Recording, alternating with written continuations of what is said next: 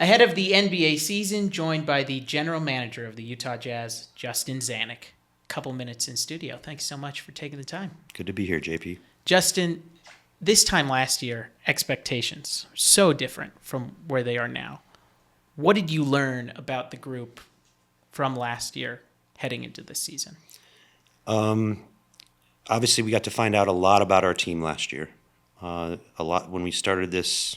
If rewind 12 months ago, we had a lot of players in here from other teams that had never put on a Jazz jersey or were about to be in different roles in a Jazz jersey.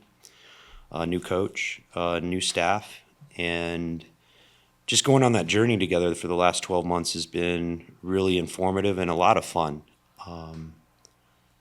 So what I think it says for this year, we do have some more new players, a lot younger roster overall than when we started 12 months ago, and still some integration to do, and Coach Hardy continuing to learn and grow as an outstanding young coach that he is.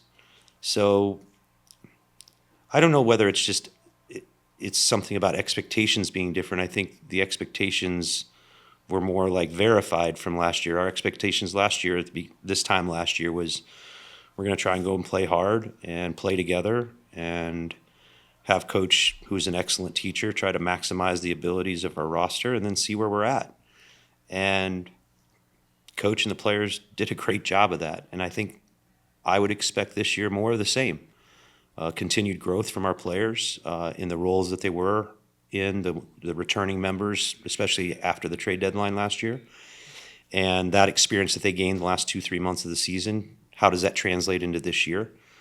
And the roles that they're going to be in this year. And then how do our new acquisitions, whether they be rookies or guys coming from other teams, how are they going to integrate? I think it's one of Coach Hardy's greatest strengths and his staff is to identify the things that our players do well, put them in positions to succeed, and then continue throughout the year to develop and work on the things that they need to get better at. And I want to hit on those acquisitions, but for a moment, if we can, just to look at that last year, there was the Danny Ainge meme online about how every time the Jazz would win, you and Danny would be upset. Right. Was the meme. Yeah. Are you upset when the Jazz win? No, not at all. It's the exact opposite. Much like we said at the beginning of the year last year is the same thing we're going to say this year. We're going to try and win every game. We're going to compete. We're going to play hard. I think Coach does an excellent job with our team of concentrating on all the little things and the sacrifice and discipline you need to be competitive and win, but also having fun while you're doing it. It's the same last year. I have a sense of humor just like everyone else, so those memes crack me up, but the intent is to compete at all times. And there's probably another section of Jazz fans that don't like to hear that either. But for us, the competition and representing the city and the state and the organization, especially with such a young team that's hungry and tries to play the right way, plays hard and is competitive, I want to see that every night. At least we're going to try to do that every night. It lends to the watchability. Like the Zach Lowe watchability rankings, 30 last year, it improved this year. I mean, that's something. Yeah, 5 spots. Thanks, Zach. Yeah. But thank goodness it's not 30. He kind of he had to missed apologize about 4 or 5 times. Thank goodness. Yeah. Everyone has a postmortem after the season. What did you identify as needs for Will and the team heading into the offseason? I think a continuity of the growth that we saw last year. Lowry going from a very good role-playing starter to a most improved player, an all-star starter.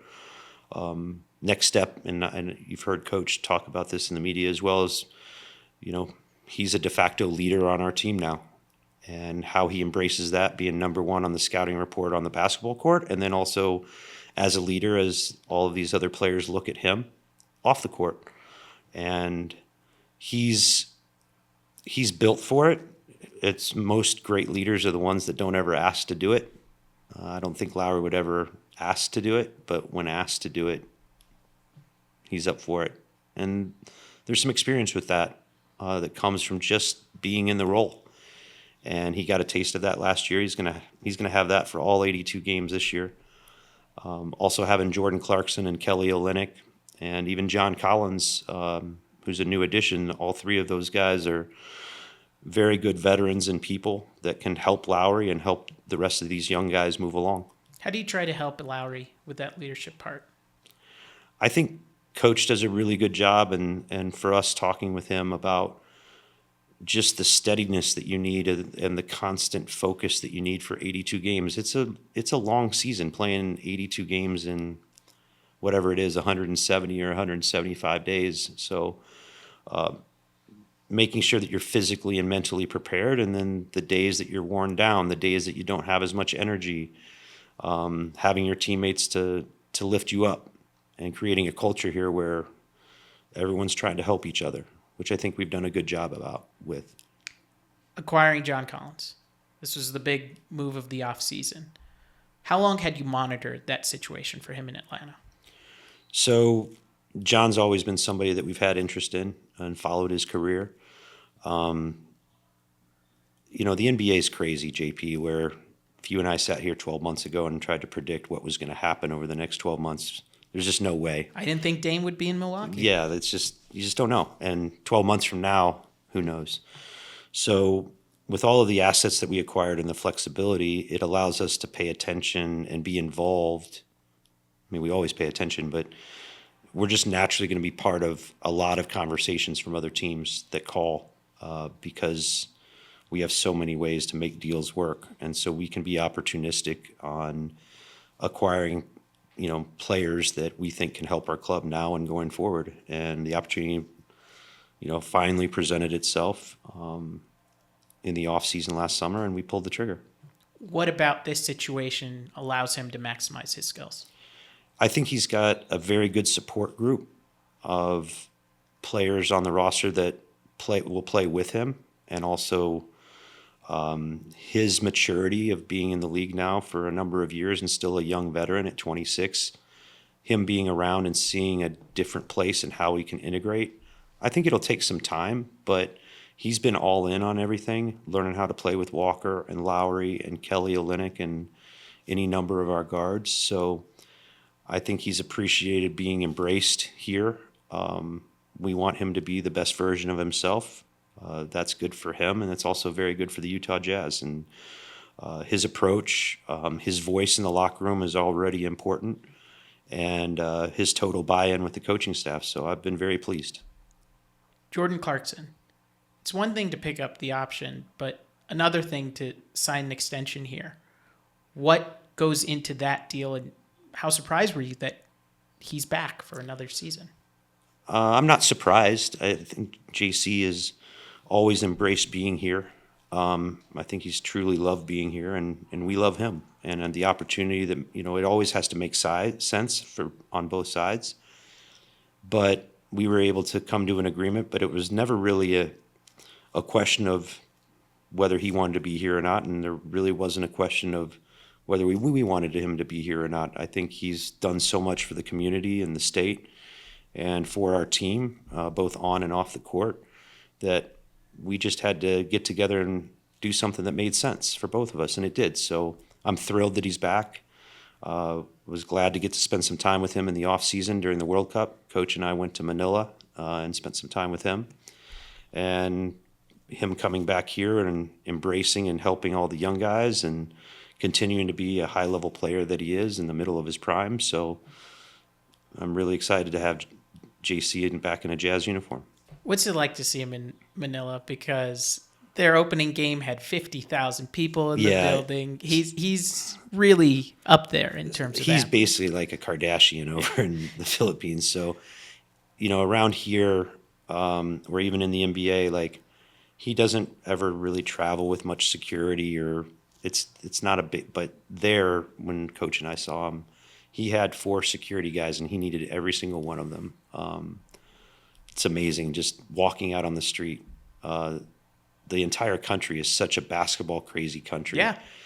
They follow everything, and especially a player with Filipino heritage playing in the NBA. I think it's just him and Jalen Green are the two. So gets a lot of love for that. And then he's so gracious by investing his time there in the summers. He's played Asian qualifiers, playing World Cup qualifiers, will play Olympic qualifiers if he can. So him returning that love to the country, I think, shows every time he steps out on the street. It's so good that they had the World Cup there because there's one NBA store here, and over in the Philippines there are two. Yes. Yes. That's a basketball crazy place. It's a good place to host. Yeah, a competition. I had never been. Will and I spent like 7 days there. It was an unbelievable experience. People were great. Food's great. The passion of the fans. They actually, in Manila, not only the NBA store, they have a Nike store. They also have a separate Jordan store. Not a Jordan Clarkson store, a Jordan store, which I thought was pretty cool. So, yeah, they're basketball crazy there. It's a perfect place to host an event like that. The rookies, because not only are you crossing the globe to watch these guys, you're going to watch prospects. 3 of them, using all 3 draft picks. What did you identify when you were going across, seeing these guys, that they would be good picks? So there's a lot of things that go into it, JP, but, first and foremost is talent. These 3, all 3, 19 years old, about to be 20, finishing their first years. Second, their character and ability to work and work hard. They all have unique bodies and possibilities of positional size. And I've been very pleased with all 3 of them. Taylor and Bryce, even though they were recovering from injury this summer, have worked really hard to get back. They obviously haven't had as many opportunities as Keontae, just simply because of the recovery time that they needed in summer league to be 100%. But they've done well in camp, learning. This is a whole new world for all 3 of them. The speed of the game, the athleticism of the game, the physicality of the game, and different play calls, different ways to play. So it's always an adjustment, but I think all 3 of them have come in to work every single day, have learned every day. So I've been very pleased with that and looking forward to their growth this year. Keontae's taken advantage of the opportunities, him being healthy this summer, and had a very good summer league and had a very good offseason and open gym, and has had some flashes in the training camp. What I like about him is he seems to learn every day. There are certain things, obviously, he needs to get stronger and better at, and the more reps he does, but he seems to improve every day that way, and I love that mindset. How quickly does the conversation begin about we're going to use the stars as a resource? Ochai went through it last year, and no matter who you picked with the 3 picks, I imagine somebody would have been working with the stars, one of the 3 of them. That seems to be the case. When does that conversation start, and how much of a resource are the stars for you? So the stars is a huge part of our player development program. I think you've already seen a glimpse of it last year. The development path of Lowry Markkanen, the development path of Ochai Agbaji, the development path of Walker Kessler, development path of Colin Sexton. The one thing they have in common is that they all got better last year. The thing none of them have in common is that it was all 4 different paths. And just because there's a certain path that works for one player doesn't necessarily mean it works for the other. But I think you're going to see some similarities with, given the number of veteran, good NBA players we have on our roster, what are the avenues where we can get younger players more reps to not only continue to learn about the game and improve their game, but so that they're ready when the opportunity comes up to be in an NBA game. And the stars provide a huge part of that. Scott Morrison, our head coach last year, who's now on the front of our bench, did an excellent job of organizing that group and getting Ochai ready to play. That took a few months. And this year I'm really excited to have Wojo as our head coach, who's coached a lot of great players and has been an excellent teacher. And I'm really excited for our program, that he has these, probably going to have a few of our rookies playing in the G League at a good amount, plus the 2-way prospects that we have, that he can create a cohesive team and a development path for those guys to be ready when we need them here with the Jazz. Do they have to slap the floor if they're playing for Coach Wojo? I'm not sure. Wojo's almost my age now, so I'm not sure if, Right. there's probably some back stuff. I doubt it. He does yoga though. Yeah, he's pretty flexible still, but Climbs mountains. yeah. He does all that stuff. He's been around the NBA game long enough. He's been around us for the last couple years to know there's a few different things in the NBA as opposed to college, which I think he embraces, actually. I'm really excited for him. He sat here in this chair in the studio, and he talked about being very willing to have the same offense, do the same things that you're going to see with the Jazz down with the Stars. The other person who kind of had a G League path, Chris Dunn. He was a revelation towards the end of last year and continued in the preseason this year. What alerted you to Chris Dunn and getting him on your radar? So, our scouting staff does a great job of following everybody, whether it's the G League, international players, American players playing overseas. We kind of have a saying here and with the Jazz that if you're good enough, the NBA is going to find you. And that's what our jobs are, is to find by any path or any means necessary players that have a chance to improve our team, and following their paths of development. As we talked about earlier, everybody's path in development is a little different. With Chris, I think the biggest thing that's different over the past couple years is that he was finally healthy, and he used the G League as a way for him to improve himself offensively, where he's more reliable offensively, more consistent. His defense has always been something that would get him on the floor, but his offense needed to have him stay on the floor. And I think over those 30-plus games he played with the Capital City Go-Go, he was able to show it on a consistent basis. One, he was healthy, and two, offensively, how much he'd improved, where you could capture more of that defensive upside.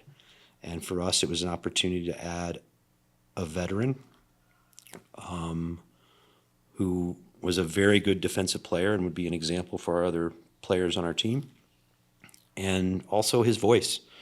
He's a guy that has opinions, has really come in here and not only worked to have a job himself, but has embraced teaching the young guys. And I haven't talked to him about this. He's still got a long career ahead of him, but I don't know if he was ever going to want to coach or not. But he's got the IQ for it, and probably the mentality too.